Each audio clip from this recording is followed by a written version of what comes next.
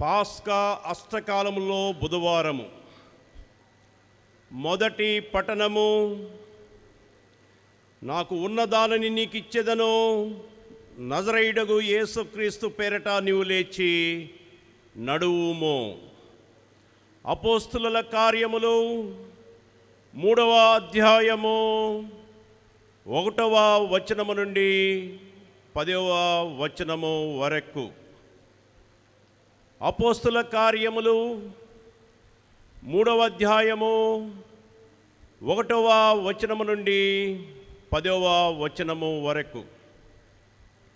ఆ దినములలో ఒకనాడు ప్రార్థన సమయమగు మధ్యాహ్నము 3 గంటల వేళకు పేతురు యోహాను దేవాలయమునకు వెళ్ళిరి. ఆ దేవాలయమునకు అందమైనది అని పిలువబడేడు ఒక ద్వారము కలదు. ఆ ద్వారము వద్ద పుట్టి గుడ్డివాడు ఒకడు ఉండెను.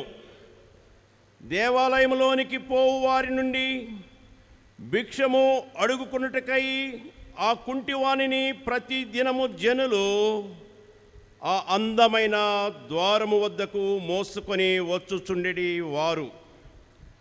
ఆనాడు పేతురు యోహానులు దేవాలయంలోనికి పోవుచున్నప్పుడు ఆ కుంటివాడు వారిని భిక్షమడిగెను.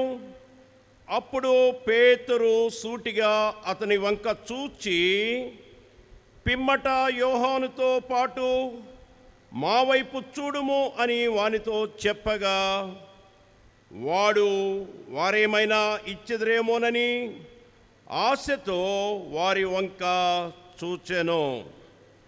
అప్పుడు పేతురు, నా దగ్గర వెండి బంగారములు ఏమీ లేదు, నాకు ఉన్నదానిని నీకు ఇచ్చేదను, నజరేయుడగు యేసుక్రీస్తు పేరిట నీవు నడువుము అని పలికి వాని కుడి చేతిని పట్టుకొని లేవనెత్తెను.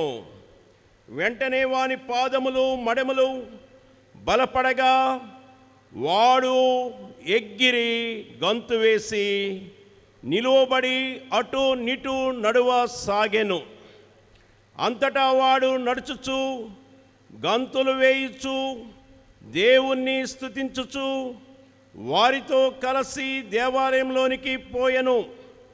అప్పుడు అచ్చటనున్న జనసమూహమంతయు ఈ దేవాలయపు అందమైన ద్వారము వద్ద కూర్చుండిన భిక్షగాడు వీడే అని గుర్తుపట్టి ఆ కుంటివాడు నడుచుటను దేవుణ్ణి స్తుతించుటను చూచి జరిగిన దానిని గూర్చి విస్మయము చెంది పరవశులయ్యిరి. ఇది ప్రభు వాక్కు. వందనములు.